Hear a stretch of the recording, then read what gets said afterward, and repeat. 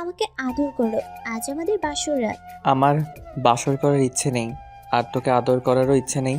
আমি এখন তোমার জামা খুলবো। আরে কি করছিস তুই? ছাড় আমাকে, আমার কাছ থেকে সরে যা।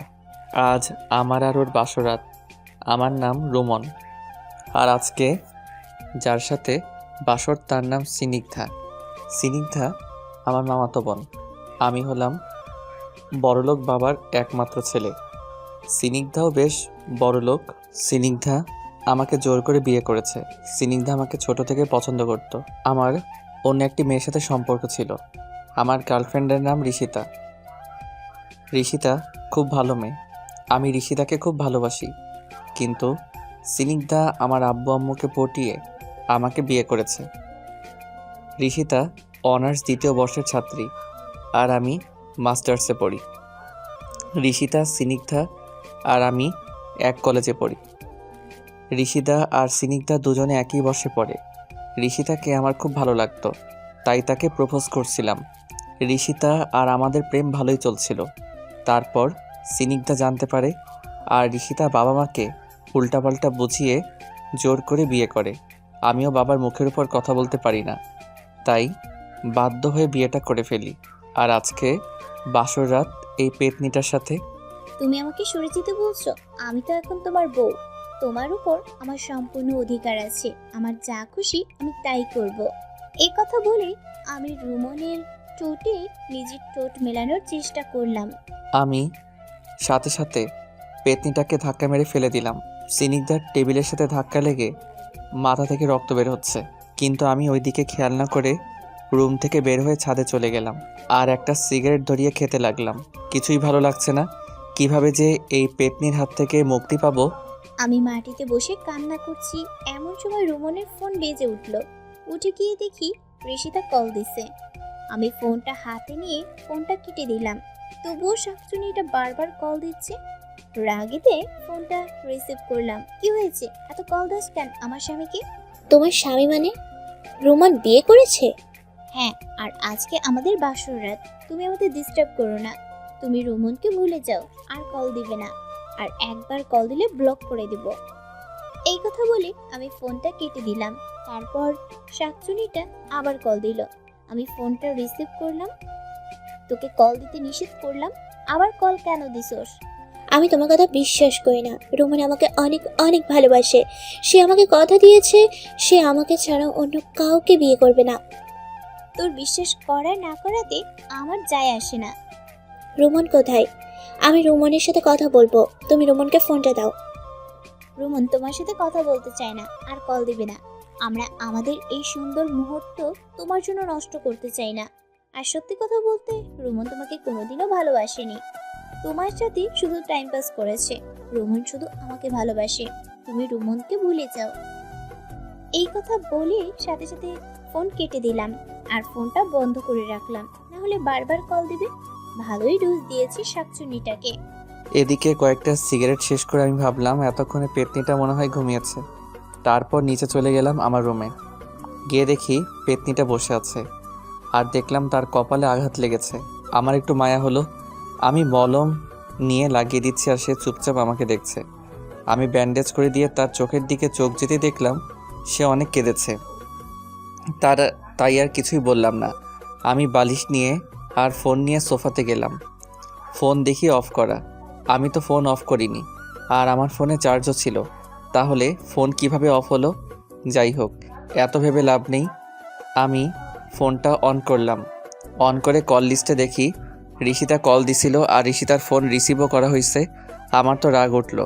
পেতনিটা মনে হয় কল ধরছিল, জানি না কি বলছে, এই জন্যই চুপচাপ আছে। আমি সাথে সাথে বেলকনিতে গিয়ে কল দিলাম ঋষিতাকে। হ্যালো ঋষিতা। বাসর করা হলো? আমার কাছে কেন কল দিছো? তুমি তো তোমার বউয়ের সাথে বাসর করছো। তো বউকে সময় দাও। তুমি আমায় ভুল বুঝছো। আমি বাসর করিনি, আমি শুধু তোমাকে ভালোবেসি। তুমি যদি আমায় ভালোবাসতে তাহলে তুমি অন্য কাউকে বিয়ে করতে পারতে না। তুমি তুমি কি অস্বীকার করতে পারবে যে তুমি বিয়ে করনি? আমি বাবার কথায় বাধ্য হয়ে বিয়ে করেছি, কিন্তু বাসর করিনি। আমার কথা বিশ্বাস করো, আমি শুধু তোমাকে ভালোবাসি। কালকে আমরা দেখা করি, তোমাকে আমি সব খুলে বলবো। প্লিজ তুমি একবার দেখা করো, কাল কলেজে আমরা মিট করি। ঠিক আছে, কাল কলেজ শেষ হওয়ার পর কলেজের পাশে যে পার্কটা আছে সেখানে আসো। আমরা কলেজ শেষ হওয়ার পর দেখা করব। ঠিক আছে, আমি আসবো। I love you baby. Okay, bye. Bye baby. আমি দরজায় দাঁড়িয়ে দাঁড়িয়ে সব শুনলাম।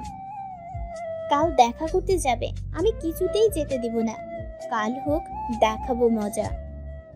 আমি কিছু না বলে শুয়ে পড়লাম বেডে, আর রুমন সোফায় ঘুমালো। আমি ভোরে উঠে ফ্রেশ হয়ে নামাজ পড়তেছি। আমি ঘুম থেকে উঠে দেখি পেতনিটা নামাজ পড়ছিল আর আমি দেখছিলাম। আমার কেন জানি খুব ভালো লাগছিল দেখতে। আমি মুগ্ধ হয়ে তার নামাজ পড়া দেখলাম। নামাজ পড়া শেষ করে দেখি রুমন আমার দিকে তাকিয়ে আছে। এই যে কি দেখছো? আমাকে দেখছো? তো তোকে কেন দেখতে যাব? আমি তোকে দেখিনি। তাই বুঝি? এই কথা বলে আমি রুমনের কাছে গেলাম। আমি রুমনের পিছনে হাঁটতে লাগলাম। একটা সময় দেয়ালের সাথে চেপে গেল। এই সরে যা পেতনি, আমার কাছে আসবি না, আমাকে টাচ করবি না। এই পেতনি এখন তোর ঘাড়ে উঠে রক্ত চুষে খাবে। প্লিজ সর। সরবো না, কি করবি? ওই যে মা আসছে। এই কথা বলার সাথে সাথে সিনিকদা সরে গেল আর আমি তার কবল থেকে মুক্তি পেলাম। হা হা হা। তুমি আমাকে বোকা বানালে, পরে তোমাকে দেখে নেব। এই কথা বলে সিনিকদা নিচে গেল আর আমি ওয়াশরুমে গেলাম। ফ্রেশ হয়ে আমি একটু পড়তে বসলাম। পড়া শেষ করে রেডি হয়ে নিচে গেলাম। খাওয়া দাওয়া শেষ করে কলেজের উদ্দেশ্যে রওনা দিব। তখনই কলেজ যাবে তুমি? হ্যাঁ। আমিও কলেজ যাব, আমাকে নিয়ে যাও। তোকে কেন নিয়ে যাব? তোর পা নাই? মা বলো প্লিজ আমাকে নিয়ে যেতে।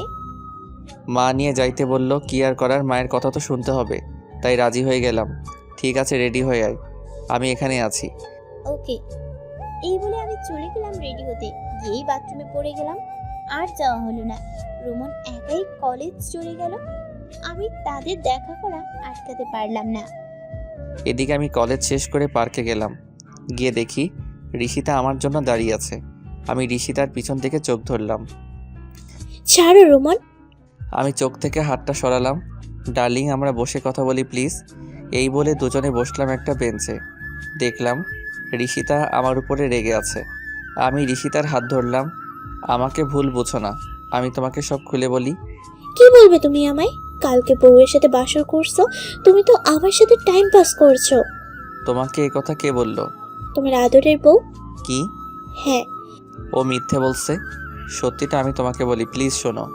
আমি ঋষিতাকে সব খুলে বললাম। ঋষিতা বুঝতেও পারলো। ওকে। এখন উঠি। ওকে, সাবধানে যেও। আমি বাসায় গেলাম আর সোজা রুমে গেলাম। গিয়ে দেখি পেতনিটা শুয়ে আছে।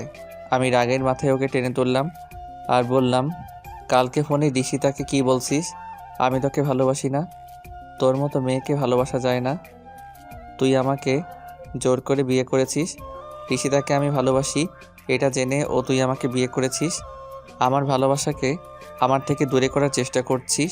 তুই শুধু কেড়ে নিতে পারিস, অন্য মেয়েকে দেখে হিংসা করিস। এইসব কথা বলে আমি বাইরে চলে গেলাম। কথাগুলো আমার খুব খারাপ লাগছে। আমি কাঁদতে লাগলাম। তারপর আমি বাবার বাসায় চলে গেলাম। আমি বিকালে বাসায় আসলাম। এসে দেখি সিনিকদা বাসায় নাই। আমি আম্মুকে জিজ্ঞেস করতে আম্মু বলল সিনিকদা বাবার বাসায় গেছে। আমি বুঝতে পারলাম সিনিকদার কথাগুলো খারাপ লেগেছে। আমি বেশ খুশি হলাম। ভাবলাম এবার শান্তি পাবো। বেশ কয়েকদিন এভাবে চলতে লাগলো। সিনিকদা আমাকে কল দেয়নি, কোনো প্রকার ডিস্টার্ব করেনি। আমি কেন জানি সিনিকদাকে মিস করছিলাম। একা একা ভালো লাগছিল না। একদিন বিকালে পার্কে গেলাম। গিয়ে দেখি ঋষিতা একটা ছেলের হাত ধরে বসে আছে। আমার মাথায় রাগ উঠে গেল। এসব কি ঋষিতা? তুমি একটা অন্য ছেলের হাত ধরে বসে আছো? ছি ঋষিতা, আমি তোমাকে খুব ভালোবাসতাম আর তুমি ছি। তুমি আমাকে ভুল বুঝছো, ও আমার ফ্রেন্ড। ফ্রেন্ড হলে হাত ধরে বসে থাকতে না। তোমার থেকে সিনিকদা ভালো। সিনিকদা আমাকে জোর করে বিয়ে করলেও অন্য কোনো ছেলের সাথে নোংরামি করেনি। আজ থেকে তোর সাথে আমার কোনো সম্পর্ক নেই। আমি নিজের ভুল বুঝতে পেরে তখনই সিনিকদার কাছে গেলাম। সিনিকদা আমাকে দেখতে পেয়ে তার রুমে গেল এবং দরজা লাগিয়ে দিল। আমি দরজায় গিয়ে ডাকতে লাগলাম, সিনিকদা প্লিজ দরজা খোলো, আমার ভুল হয়েছে। আমি তোমাকে খুব ভালোবাসি, প্লিজ দরজা খোলো। আমি আর থাকতে পারলাম না, দরজাটা খুলে দিলাম। সিনিকদা আমায় ক্ষমা করো, আমি মানুষ চিনতে ভুল করেছি। ঋষিতা ভালো মেয়ে না? আজকে তাকে আমি পার্কে একটা ছেলের সাথে দেখেছি। আমি জানতাম তুমি একদম ঠিক সত্যিটা জানতে পারবে। ঋষিতা তোমাকে টাকার লোভে বিয়ে করতে চেয়েছে। ঋষিতার অনেক ছেলের সাথে সম্পর্ক আছে। আমি তোমাকে জোর করে বিয়ে করেছি যাতে ঋষিতার সাথে তোমার বিয়ে না হয়, না হলে ঋষিতা তোমাকে ঠকাতো। সিনিকদা, এই কথা বলে আমি তাকে জড়িয়ে ধরলাম। I love you. আমি তোমাকে ছেড়ে কখনো যাব না। I love you too. আমিও তোমাকে ছেড়ে কখনো যাব না।